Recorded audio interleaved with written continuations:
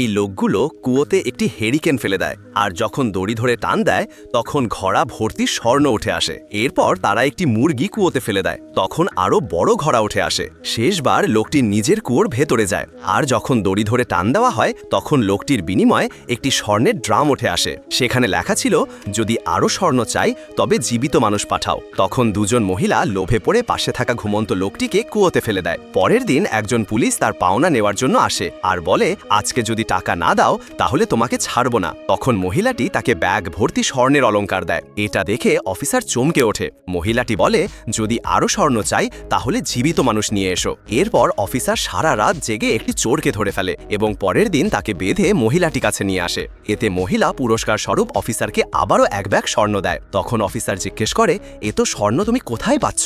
মহিলাটি বলে, তুমি শুধু তোমার কাজ চালিয়ে যাও। এরপর রাতে দুই মহিলা ঘুমাচ্ছিল, তখন একজন কিছু পড়ার শব্দ শুনতে পায়। তারা একটু চেক করে দেখতে পারে অফিসারটি তাদের ঘরে ঢুকে গেছে। মহিলাটি তাকে থামানোর চেষ্টা করে, তখন অফিসার রেগে যায়। তখনই বাইরে বজ্রপাত হয়। তারা দরজার দিকে তাকিয়ে দেখে একটি দৈত্যের ছায়া।